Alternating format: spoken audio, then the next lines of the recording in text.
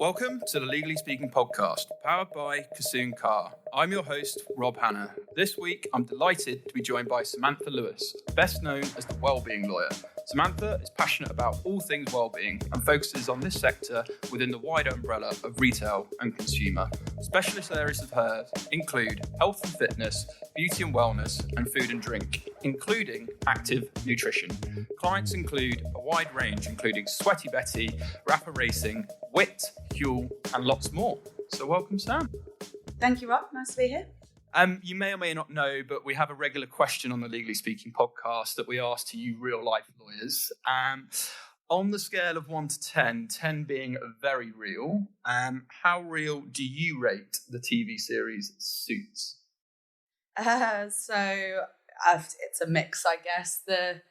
You're currently in my office, so the tall buildings, the glass windows, is kind of similar. The arrogance and the attitudes that go with it, slightly less so. We're all actually quite, unassuming people, hence why we're lawyers. But no, we don't tackle people in the street and try and shake things out of them or intimidate them. But equally, having said that, I guess the transactions are similar. We do things from huge transactions to small transactions, pro bono work. So, we've got all the characters here. So I don't know, maybe a 5. A 5. I think it's levelling out at 5 across the series. I think some people are either giving it a 1, a 10, or some people like you in the middle. So I think that's probably a fair synopsis. So before we talk about all the great stuff that you have been doing on the wellbeing side, tell us a bit more about you, your background, and sort of why you wanted to go into the law. So my way into law is a slightly unconventional one. So I actually, did what I did at school. I was in a lot of the sports teams. I did a lot of dancing. Ended up deciding at 18 to either go down the academic route or the dancing route. I ended up going to full-time dance school to go and be a professional ballet and contemporary dancer.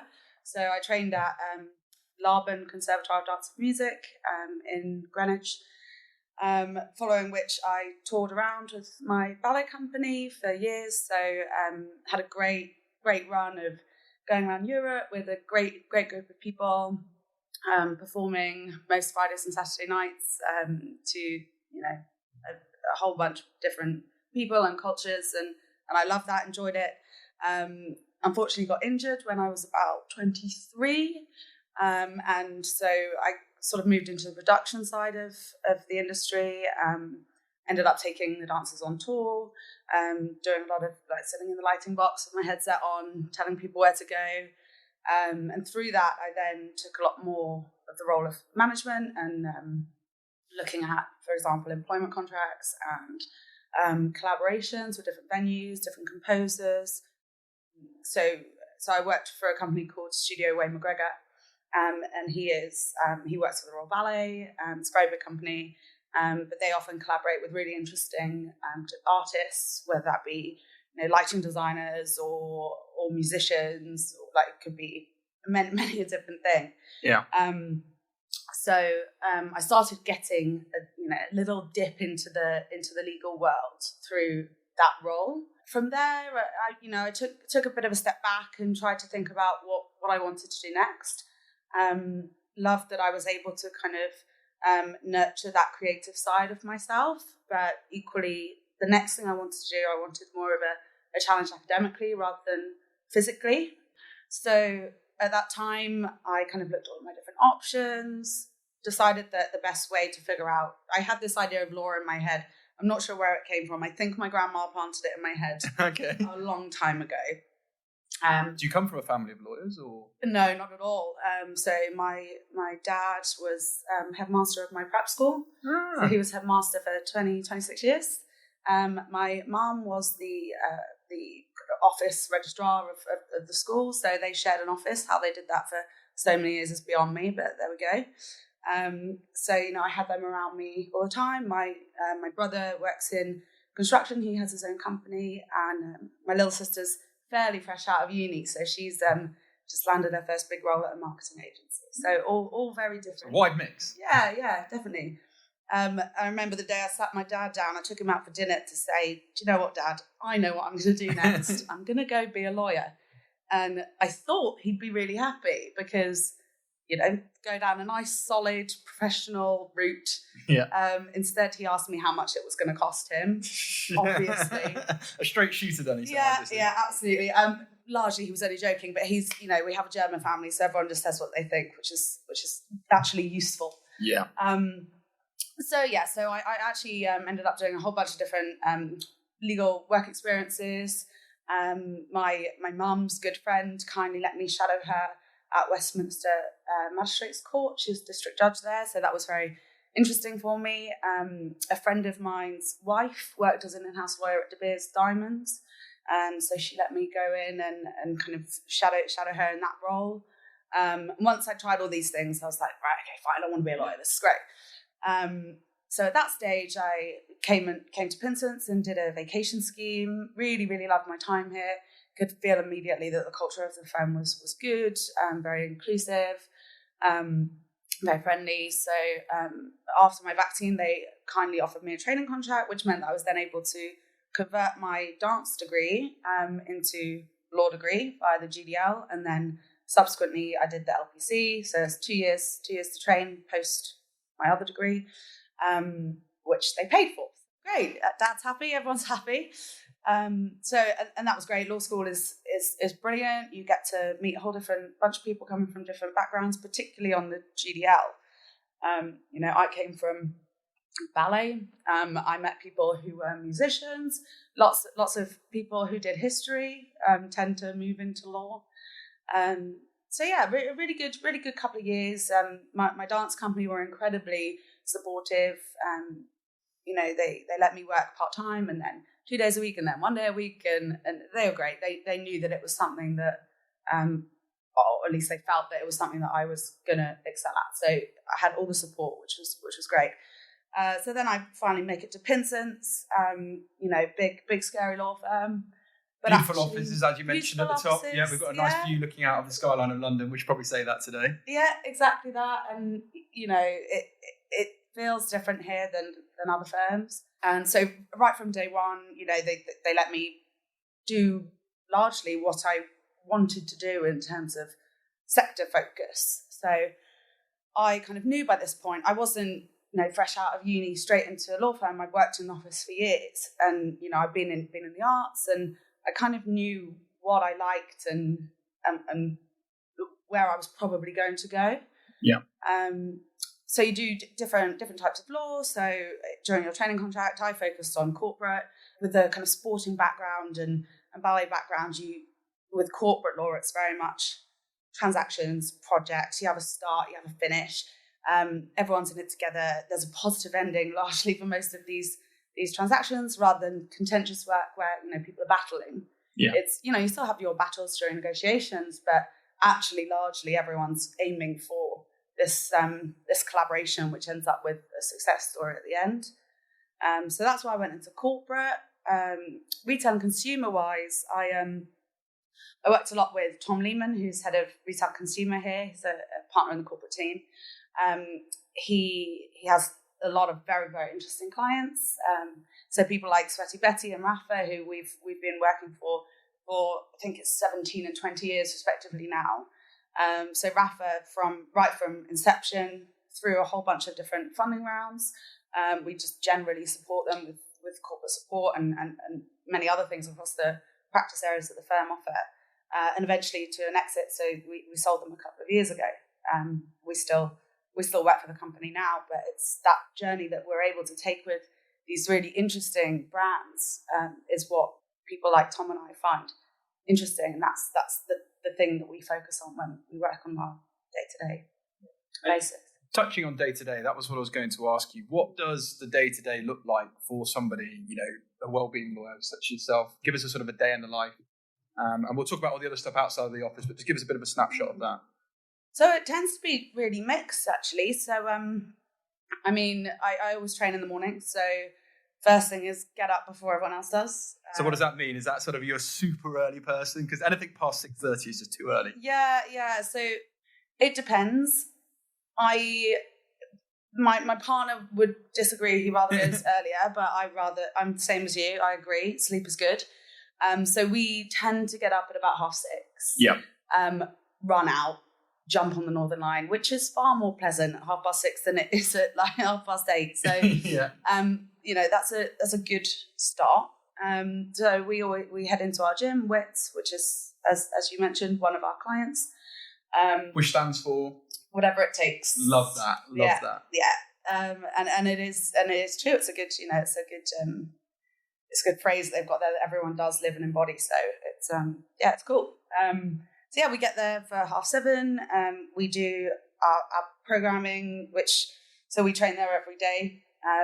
So it's not really a question of whether you do go, you just go. Yeah. The programming is done by the coaches. So you've got the head coach there, Gus, who's an incredible personality who, if you see him on Instagram, he oozes the kind of soul of wit. Yeah. And he programs for us and we just do what he says and it works. And that is fine by me. You don't have to think about it. No time spent planning. You just do what you're told and you get stronger and you get fitter. Yeah. So everyone's happy. The likes of Gus, we've got our strengths coaches. I won't name them all, but they know who they are. Our gymnastics coaches who, they enable you to do things that you never thought you'd be able to do because they believe you can and they know you can. You might not yet, but give it 6 months and suddenly you're doing them. So, it's a really, really great place to train. I'm sure we'll talk about training a bit more later, but back to a day in life. So, then it's a very swift walk over from St. Paul's to the office. Then I tend to have my breakfast here over emails. So I'll try and catch up a little bit on industry news and then anything urgent, you just start going really. During the day, so I have my actual physical work that I do, which I won't bore you with. Other than that, lots of meeting of different people. So in retail and consumer, particularly in Wellbeing, it's all about the network. It's all about the industry. So, and by that, I don't mean, you go to a conference and you network as such. Yeah. It's more that you, as a lawyer, are one of many trusted advisors and you have to play that role. It's not just that you're the lawyer anymore, particularly in this sector. I mean, I won't comment on others, but for me, you have to be able to effectively be each and every one of your clients' in-house lawyer. They have to feel that you are part of their team. And they might have the same with their PR agency or their marketing company. It has to be that, you're there all the time. And that's how this kind of wellbeing industry forms, where I hope that I am one of the known go-to people in the wellness sector for raising money, general corporate support, even if it's other things, like if someone needs to protect their brand or register a trademark or, they're having problems with an employee. They don't necessarily know that I'm a corporate lawyer and therefore I can help them get private equity backing or, introduce them to a venture capital firm. They don't know that. I just want them to see me as their gateway to legal services. And then I can point them in the right direction when they're here. Yeah. So lots of meetings. What else do we do? So today, I've got a wellbeing event tonight that I've been organising for a little while. So I've actually been creating little goodie bags with my PA for the last hour or so. What's in them? Come on. Oh, so much. So honestly, I think they're the best goodie bags I've ever seen. Oh, yeah. We'll debate that. I think at Casino Car we do good goodie bags. So come on, what do you reckon? What have we got? So we've got 3 classes at Third Space, 3 classes at Dig Me. We've got a WIT tote bag. We've got Nocco. We've got protein nibbles. We've got Huel bars. There's so much. Okay, you're winning. Yeah, I think they're overflowing a little bit, and I've only got 80 bags, so hopefully there'll be exactly 80 attendees, but we will see. If there's 79, there's a spare one you can give to me. Exactly that. Okay, so just want to unpack, because I think it's amazing what you do, and I think a lot of people listening will be fascinated with just how do you do that? I'm thinking of, you're obviously a top UK international law firm, but maybe people in other firms, US firms, where hours are heavier. What do you think have been the benefits? And people trying to get inspired, like, that routine, I'd love to be able to get into that. What benefits have you found from really kind of adopting that as your lifestyle, so to speak? So I think it is exactly that. It is making it part of your lifestyle. Yeah. Everyone says, if you get into a routine of it, then you'll do it. And that is exactly true.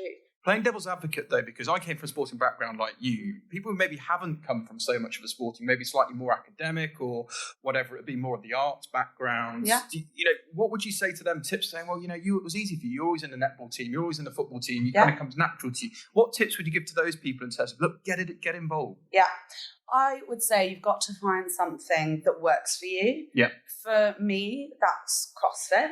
For someone else, it might be swimming, or it might be outdoor running, or it might be, so a prime example, our team, we often go and do kind of corporate team spin, for example. So we've got a good relationship with Dig Me, and we often go down there, and that's everyone from, the partners to the PAs, the lawyers, the people in business development. Doesn't matter. It's all just, one, it's a nice thing to do to get there, but two, it's a good excuse to just get out of the office, go and do a little spin. And for people saying that they can't necessarily do it, like we've got a 60-year-old PA who just does it like 3-4 times a week. Wow. And she's fantastic. So that even she came down to Whit with me, and she just said to me, I will try everything, but I can't do burpees. I just can't do them. And I was like, do you know what? Don't worry. I will speak to Gus beforehand. He won't pull you up on it. And just like trust him. And bless her, he got her, he broke down the burpee, which is effectively lying on the floor and get back up, isn't it? Yeah. And that's kind of, that takes you right back to the purpose of some of these movements is, if you fall over, can you get back up? Yeah. And that is something that you want everyone to be able to do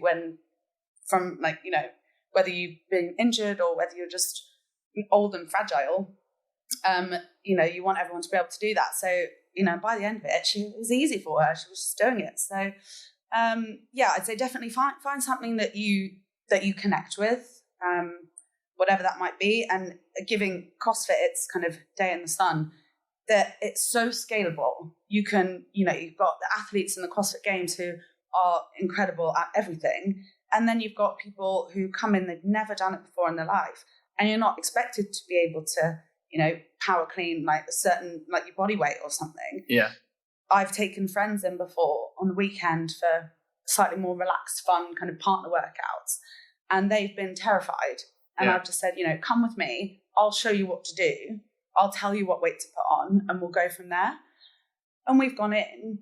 It's, it's a big black box. It's kind of scary. But actually, so me and my friend Daisy, we were doing thrusters opposite each other. So I do mine, and then she'd do it with an empty barbell. And for her, it was perfect. And that was sufficient. She was doing it right. She was getting direct coaching. By the end of it, she was knackered, but she didn't feel stupid. She felt good about herself, and she'd really enjoyed it. Yeah. Everyone was incredibly welcoming. You get that community vibe in the fitness industry generally anyway. But CrossFit particularly, there's this inclusiveness which allows for someone to be, an athlete on that incredible level, and also someone who, can't necessarily do that, but just wants to do it for fun and start improving their fitness. And CrossFit allows for that. So, find something that you love. And you touched on it earlier in the podcast as well about the sort of strength and training and the programs and everything else. And, it's amazing because you are, busy in the day job. But do you want to talk us through what that looks like and how that works for you? So I think I always train in the morning. One, because it really gets me ready for my day. Often if I don't and I come straight in, I spend the first half an hour being a bit slow and sleepy and, getting into gear. Whereas if you actually got up, done a class, then you come in energized.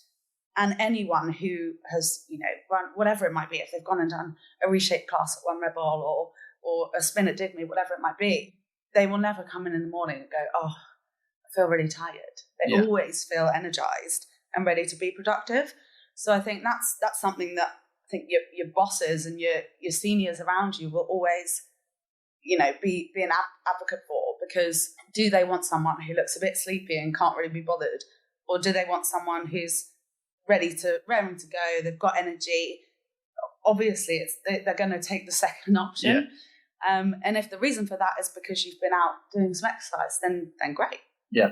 If you weren't so much involved in the wellbeing sector, how would you keep motivated, or how would you be connected to the sort of lifestyle that you're Yeah, I think because so many aren't, right? Yeah, absolutely. So for me, I think it's a tough question, because I think either way I would be, because I already was. I spent years and years and years spending 10 hours a day or whatever it might have been, dancing, practicing, rehearsing, performing, doing Pilates, stretching, that was my life. So it was drilled into me. So that kind of discipline transfers over into my work. So, you have that kind of determined, very precision-based attitude from a completely different thing, but you're able to transfer it over into my legal skill set. But also, that kind of muscle memory and all those other things that you get from a history in sport, it allows me to do what I do now. So in terms of would I do it if I wasn't in the wellbeing sector, actually my interest in it has sparked what I do in my career. Being a corporate lawyer is what I do. I just have decided to apply it to a sector that I know and understand and love, because that benefits everyone. I get to help entrepreneurs in a very close proximity to be able to grow their businesses globally, and I love doing that. And equally for them, they're able to talk their language to their lawyer, and I can then translate that to other lawyers who don't necessarily understand it. So it's a really good segue between your work and your passion. Yeah. For people who don't necessarily have that, I think, as I said, one of the main things is, find something that you love. But the other thing is surround yourself with people who you can do it with. And that was a really key point. And I think we've mentioned that you kind of alluded to it, the fact that with your team, and you gave that case study, obviously, of people going together and doing that. But some people in maybe other law firms where they think there's no way these partners are going to get on board with this. And there's no way that, the paralegals or my other associates are going to do that. So does it depend on the firm, or do you reckon you can influence and inspire people? Because I guess someone's got to take the baton, haven't they, and say, look, this is good for business. Yeah. And I think there's a couple of points there, isn't it? So is it the firm? Yes. I think Pinsents they put their foot forward in terms of trying to be innovative, to try and empower their juniors to change things. So, the wellbeing sector at Pinsents didn't exist until now, which is amazing. And tonight we're launching our offering in the wellbeing space to the industry, which is fantastic. And that has all come because people above me have been proactive, they've been supportive, and that's a really, really great thing. I can understand that at other firms it's difficult, and I've actually had many a lawyer message me on Instagram saying, I don't get it, how are you doing this? Yeah. And people also say to me, this is one of my massive pet peeves, is, well, you can't be that busy if you're going to the gym. So what do you say to that then? Well, it depends who it is, but you try and draw a comparison. So let's say, for example, someone, I don't know, had to pick up their kid. It's like, that's your priority, and this is mine. I don't have a child to collect from nursery, so you can't be that busy if you didn't pick your child up from nursery. Like, it doesn't. I think you have to be able to understand what priorities are to people and accept them, and that's okay. Also, I'm going to the gym at 6:30 in the morning whilst you're sleeping, so actually there is no difference whether who's busy or who's not. That's not really an attitude that we have here. I'm lucky in that my team are really invested in health and fitness, probably increasingly so.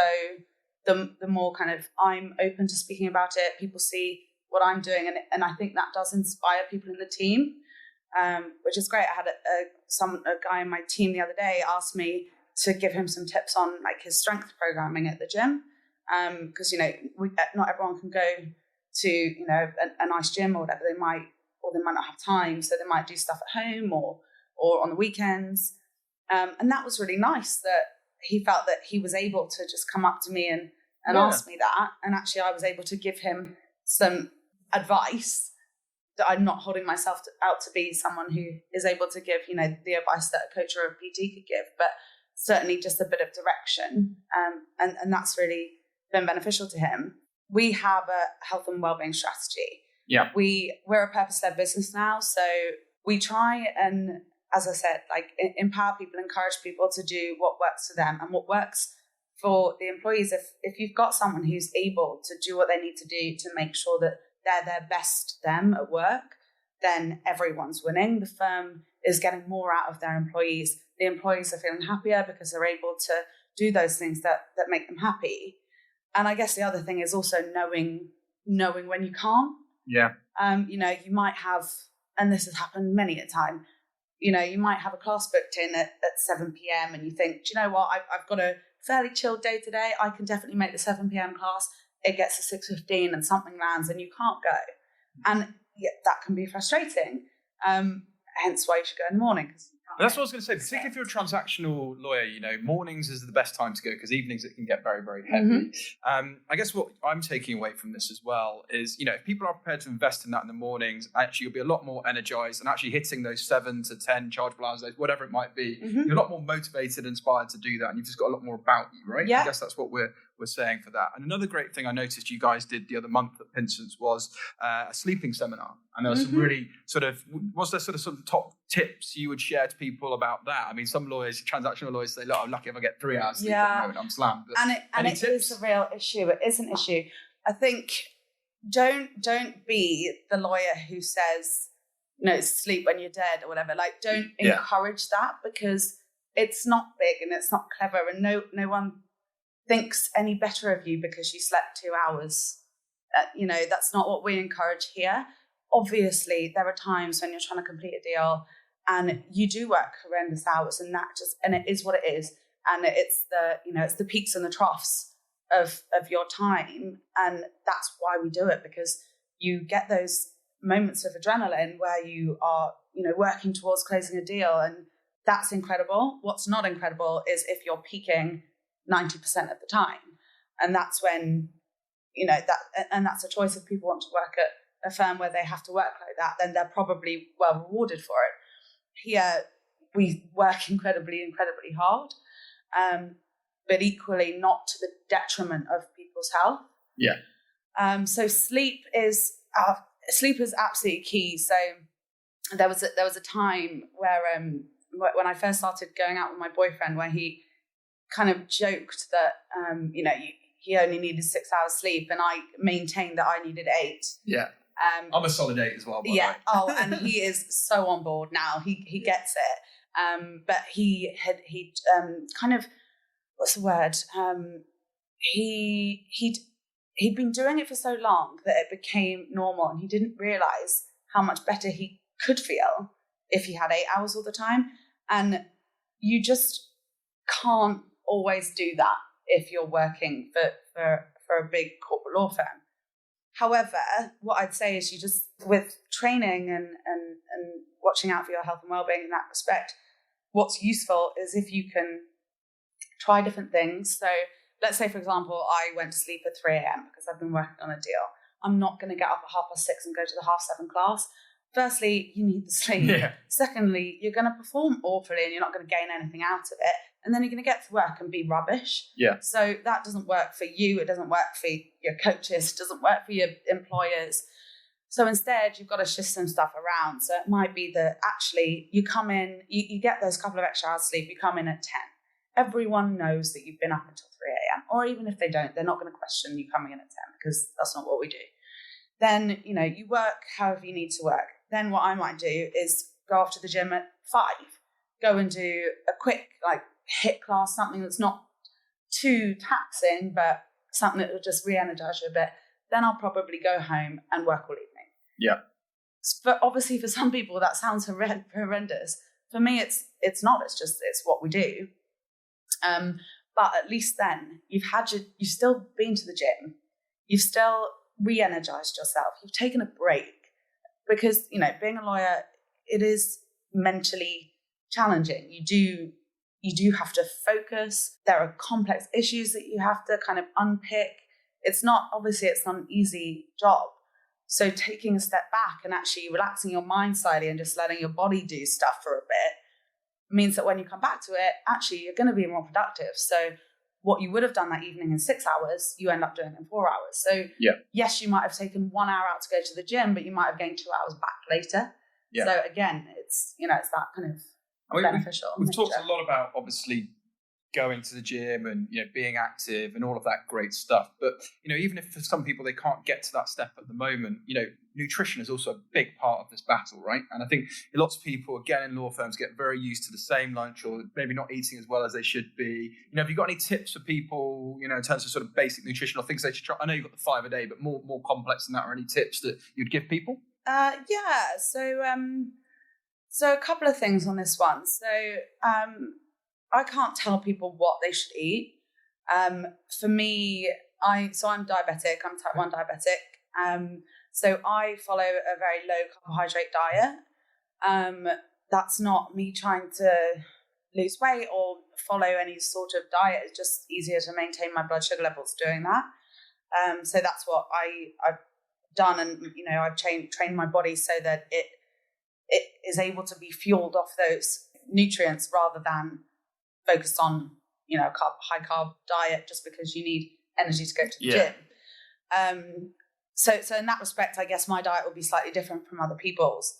However, one thing that I have done where I've been training, if it's been kind of in advance of a competition and I've been particularly busy at work, I am an advocate for meal prep. So whether that's something that you're able to do at home yourself, so if you've got time on a Sunday and you can actually cook your meals in advance and you can freeze some so that, when you're super busy, you don't have time to cook, you can actually just get something out that you've made and you know what's in it. You know what the macros are, you know whether it's good for you or not. And that means you're prepared.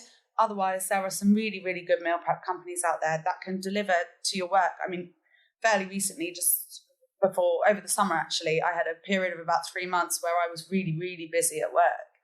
And it's not that I didn't have time to go shopping and cook and wash up, but if I did all those things and worked, I didn't have time to call my parents or see a friend.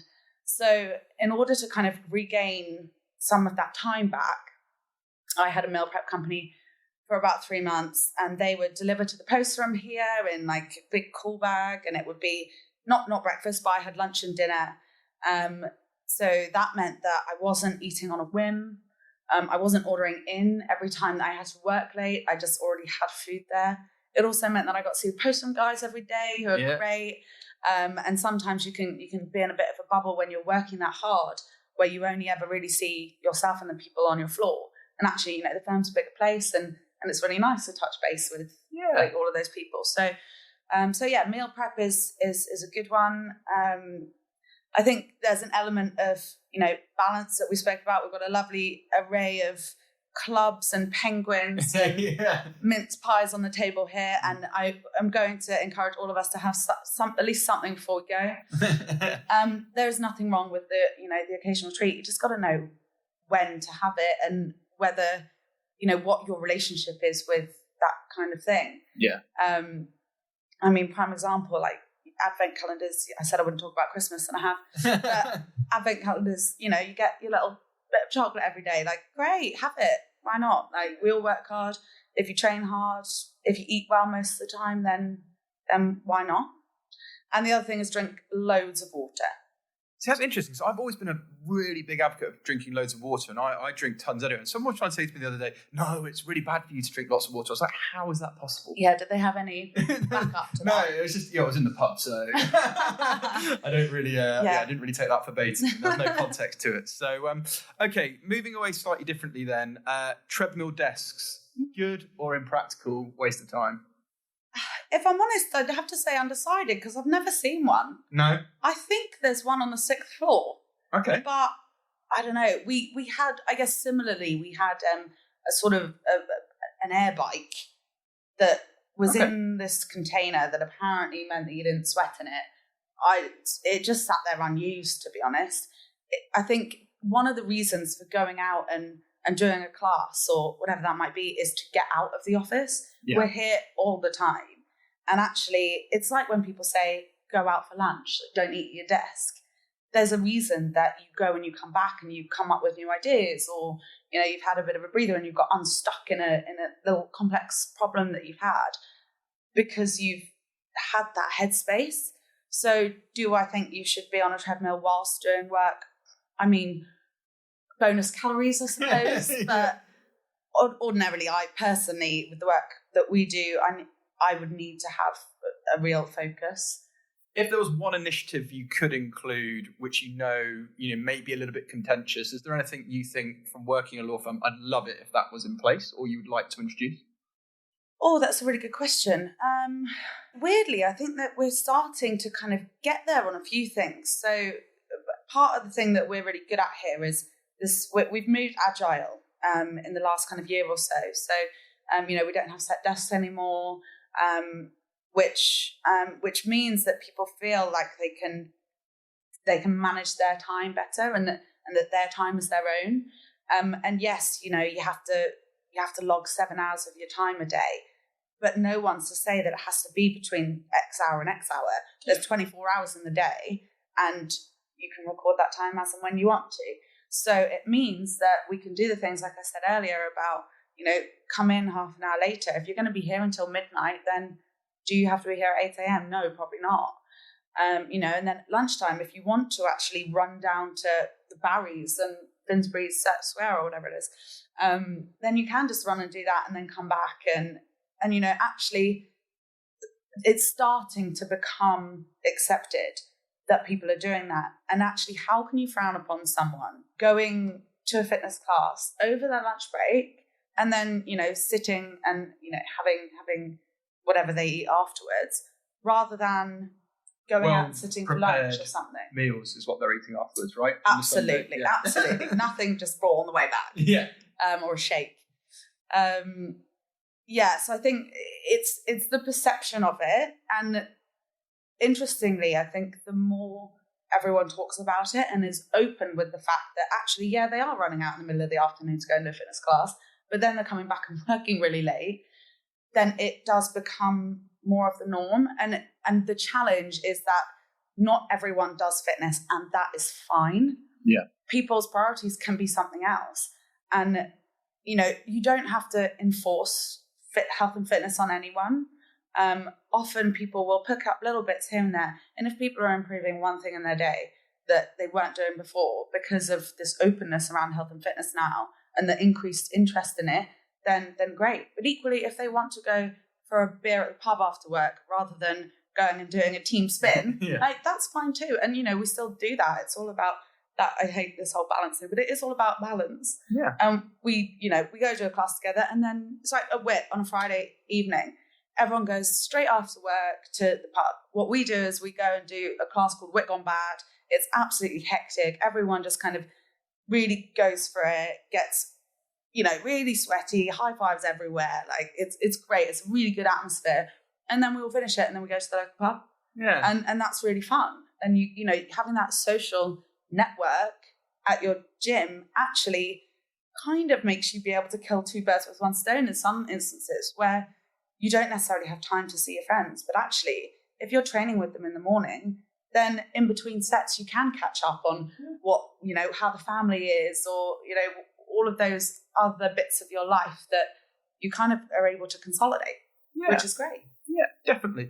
And before we wrap up, there's a couple of things I wanted to ask as well, because you touched on sort of competitions. You're very active, involved in the Pinsent sports teams. I know you came sort of very close on the Law Society Sevens recently as well. Just want to sort of tell us about some of the competitions and things you get involved in, and sort of, some of your highlights. So the netball team. So we have a great netball team here, it's really fun actually. So we've got What's sevens. Your position? I play centre. Okay. Only because no one else wants to run around as much as centre. So even if that wasn't my position at school was actually goal attack. And then it's amazing after a few years out of it that you just you can't throw it in the goal anymore. I leave it to other people now, and just run around and look busy. Yeah, we've got a great rugby team. We've got mixed rugby. I'm trying to think about, there's loads of random things. I think we've got a softball team. Yeah, we do have a softball team. And it's a really interesting way, actually, to meet people in other departments, to kind of, network is probably the wrong word, but connect with people of different levels. Plus, I don't know, it's one of those other things where the firm like the fact that we've got those sports teams and they like to get behind us. So Sevens actually used to only be a rugby tournament. And then thankfully they introduced netball as well a couple of years ago. So our rugby team and our netball team go along every year, and it's a really fun day. And we tend to do really well, which is great. So competition-wise, so I'm actually relatively new to competition. So I started off with my first comp at Turf Games, which started off,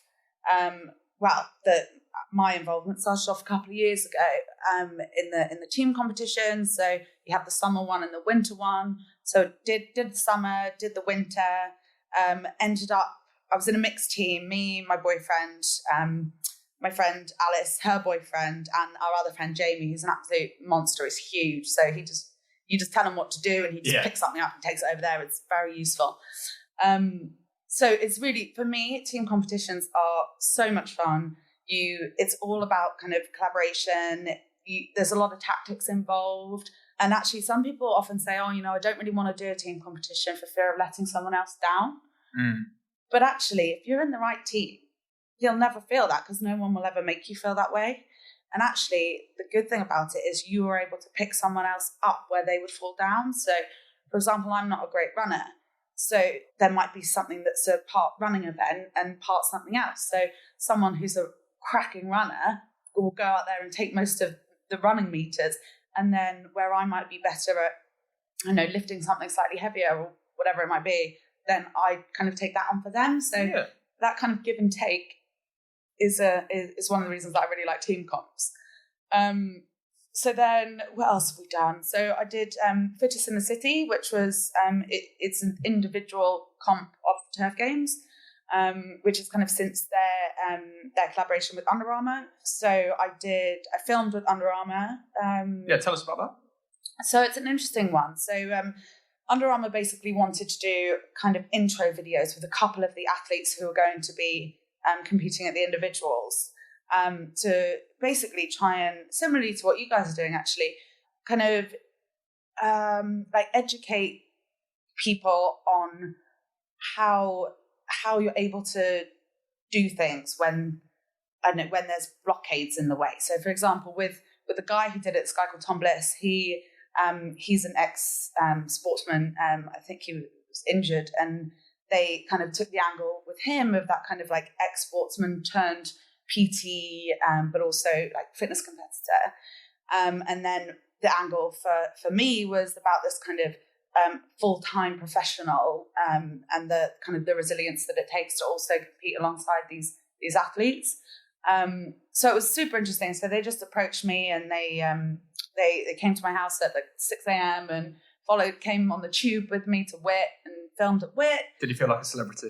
It was honestly bonkers. Like I'm not used to being filmed in that way, and I think they wanted it to be real people, who aren't necessarily used to speaking to a camera or being in front of a camera. And I hope at least they found that it was fairly authentic, and all you can do is say what you think. You can probably tell I haven't pre-planned anything we've spoken about. So so it was really, really interesting. And like the Under Armour guys are great, like really, really interesting to work with. And then all of the new stuff is amazing. I bet. Yes. Is any of that going to be in the freebie goodie bags later on? No, actually, and I'll tell you why. Because I actually said to them, I can't think of anything that you could put in 80 goodie bags, because unless I ask them to put in 80 pairs of trainers, and I don't think that's very reasonable. But they are coming this evening, which is really great. So it was really, really fun, and it's nice to do these partnerships where that's not my career. I have no intention to work in the fitness industry as a coach or an influencer or anything like that. All I want, particularly through the Wellbeing lawyer stuff, is I want I want to be able to give people access to what I do on certain different levels. So one is exactly what we spoke about being a busy lawyer and how to fit in and manage your time to do those things that you are a priority to you. The other thing that is really important to me is I've had a lot of diabetics contact me to ask various things like, even from, how do you live with it? How do you manage it at work? How do you manage it in a competition? I literally this morning had someone asking me that, and actually the answer is it's really, really hard. Yeah. But it's, it's trial and error, it's understanding your body, it's having a good medical team behind you, good friends and supporters around you. And, I've fairly recently got the Freestyle Libra, which is a monitoring device for your blood sugar levels. And you have it on your arm and it's suddenly very exposed. And I was, a bit worried about it because it's a big piece of plastic that's just sticking on your arm. And I've had, people say, oh, is that like a nicotine patch? And I'm like, no, it's not a nicotine patch. It monitors my blood sugar levels. I'm diabetic. But actually, what's brilliant about it is I've had 2 young girls at the firm come up to me and say, look, do you know what? I'm diabetic. I'm really struggling with dealing with it. And, my family doesn't understand, or my friends don't understand. And, I'm worried about telling people. I don't want people to think that I'm different or like weaker or whatever it might be.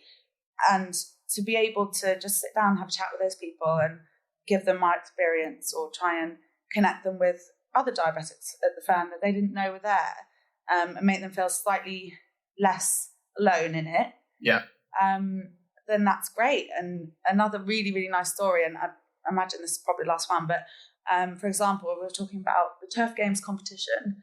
And so our team was in the elite final and we were just setting up to go. And suddenly this girl started running over to me and I was like, it looks like she's coming to me, but I don't know who she is. Yeah. And she just came over to me and she kind of looked a bit teary and she was like, I just wanted to say, like, I'm type 1 too. And like, what you're doing is really inspiring. Like, you're in the final. This is amazing. Like, doing it for the type 1s. And it was, honestly, it really, really touched me. And it was such a nice moment because there was this unity of kind of fitness, but also this condition that we live with on a day-to-day basis, and how those things are able to coexist, even though a lot of people think that they can't. Yeah. So I think the reason that I have this kind of personal brand is twofold. One, it's to, promote myself in the sector of what I do and the service that I can provide as a lawyer. And then secondly, if I can, contribute to wellbeing generally to anyone who might be seeking help, then great. Great stuff. And I think you sort of summarised it perfectly there. For people who do want to follow you as well on Instagram, give a shout out to how they can follow you. What's your ad? The Wellbeing Lawyer. Wellbeing Lawyer. There we go. So, Sam, it's been an absolute pleasure having you on. I think it's been pretty inspirational just being sat here. I need to get my routine of gym fitness back on track. So thanks so much for all your insights. I just do want to put on the record, though, I do a very good arabesque. So we can have a competition sometime. My friends will say I'm a dad dancer, but don't go for that. But yeah, no, it's been an absolute pleasure. Thanks so much. And hopefully we'll have you on the show at some point in the future so you can tell us more about what you're doing. Thank you for having me.